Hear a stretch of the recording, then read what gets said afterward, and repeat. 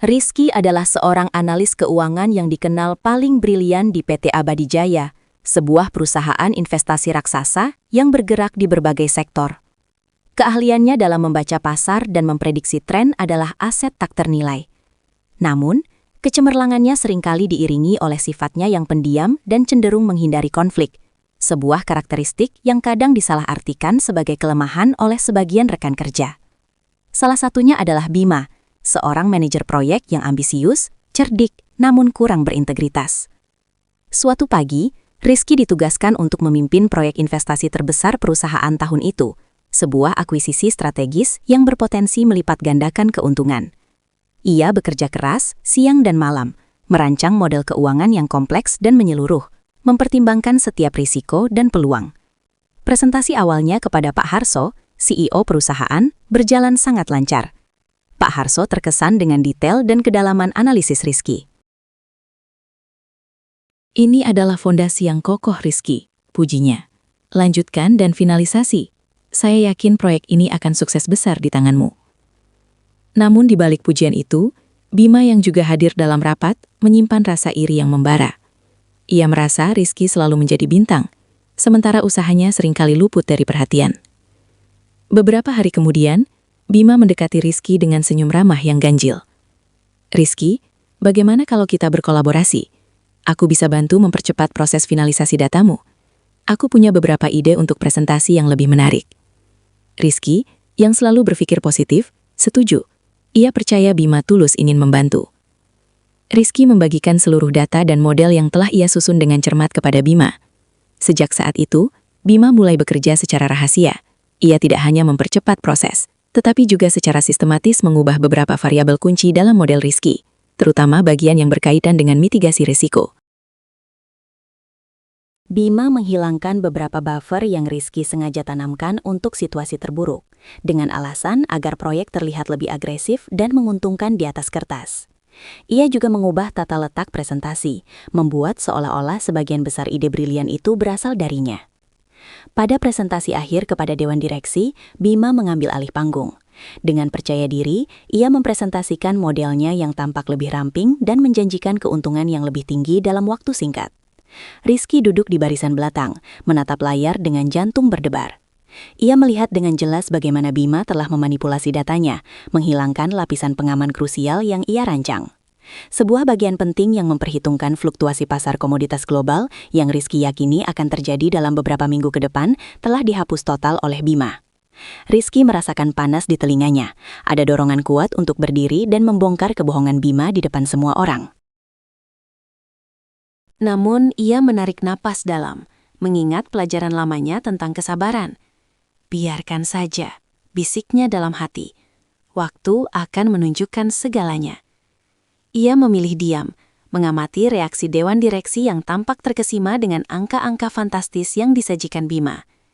Pak Harso, meskipun sedikit bingung dengan beberapa perubahan, akhirnya juga terbuai oleh janji keuntungan instan. Proyek disetujui dan Bima menerima pujian bertubi-tubi. Rizky, sekali lagi, hanya menjadi bayangan. Seminggu berlalu, PT Abadi Jaya meluncurkan proyek investasi berdasarkan model yang disempurnakan oleh Bima. Awalnya, semuanya tampak berjalan sesuai rencana Bima. Angka-angka awal terlihat menjanjikan, dan Bima semakin jumawa. Ia bahkan sesekali menyindir Rizky. Terkadang Rizky, kita harus berani mengambil resiko untuk mendapatkan hasil maksimal. Terlalu banyak kehati-hatian hanya akan menghambat. Rizky hanya tersenyum tipis, matanya menyimpan sebuah rahasia.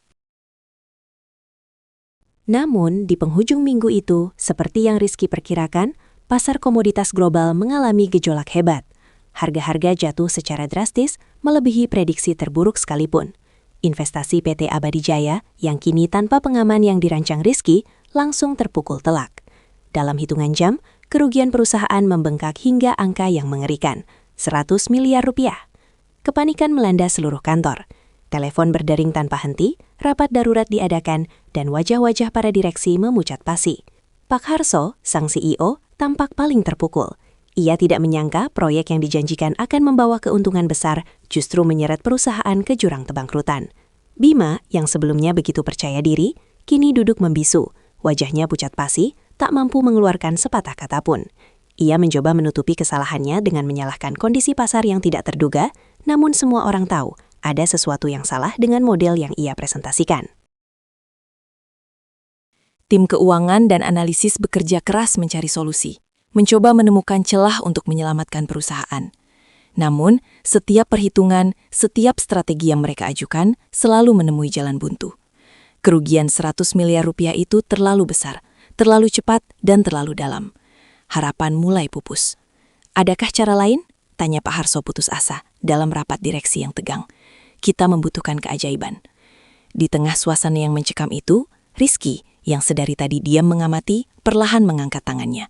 Semua mata tertuju padanya, sebagian dengan tatapan skeptis, sebagian lagi dengan secercah harapan terakhir. Pak Harso, jika diizinkan, saya mungkin punya solusi, ucap Rizky dengan suara tenang namun penuh keyakinan. Pak Harso menatap Rizky, matanya menyiratkan kebingungan sekaligus keraguan. Rizky, solusi apa? Kita sudah mencoba segalanya. Model yang digunakan untuk proyek ini, Pak Harso, jelas Rizky. Suaranya kini lebih tegas. Sebenarnya telah dimodifikasi dari rancangan awal saya.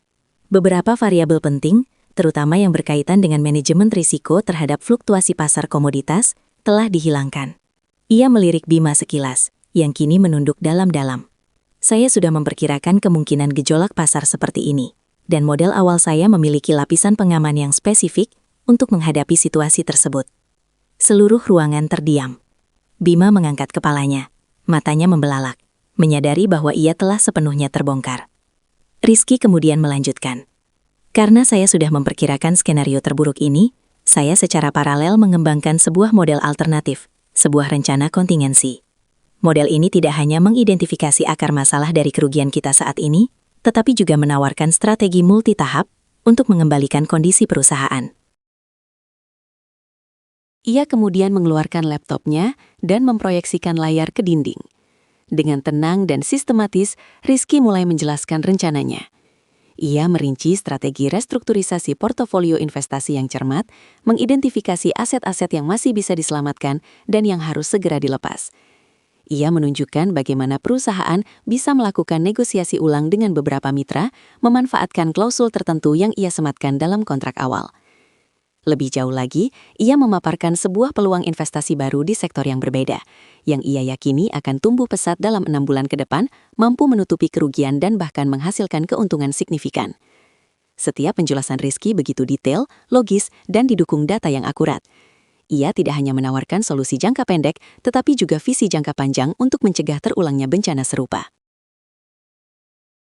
Pak Harso dan para direksi mendengarkan dengan napas tertahan. Mata mereka terpaku pada angka-angka dan grafik yang dipaparkan Rizky. Harapan yang hampir padam kini menyala kembali, lebih terang dari sebelumnya. Di akhir presentasinya, Rizky menutup laptopnya. Dengan strategi ini, saya yakin kita tidak hanya bisa menutup kerugian 100 miliar itu, tetapi juga mengembalikan kepercayaan pasar dan menjadikan PT Abadi Jaya lebih kuat dari sebelumnya. Ruangan itu hening sesaat sebelum akhirnya pecah oleh tepuk tangan riuh.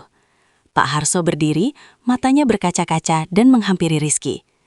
"Rizky," katanya, suaranya bergetar, "kamu adalah penyelamat perusahaan ini." Bima, yang menyaksikan semua itu, tidak bisa lagi menahan rasa malunya. Ia tahu bahwa karirnya di PT Abadi Jaya telah berakhir. Beberapa hari kemudian, ia mengajukan pengunduran diri. Dengan kepemimpinan Rizky, PT Abadi Jaya mulai menerapkan rencana pemulihan yang ia usulkan. Prosesnya tidak mudah, penuh tantangan, namun setiap langkah yang Rizky prediksikan terbukti akurat. Perlahan tapi pasti, perusahaan mulai bangkit. Dalam waktu kurang dari setahun, tidak hanya kerugian 100 miliar itu berhasil ditutup, tetapi PT Abadi Jaya juga mencatatkan keuntungan yang melampaui ekspektasi. Rizky diangkat menjadi direktur utama, sebuah posisi yang jauh melampaui ambisi Bima. Ia tidak lagi menjadi bayangan, melainkan cahaya penuntun bagi perusahaan.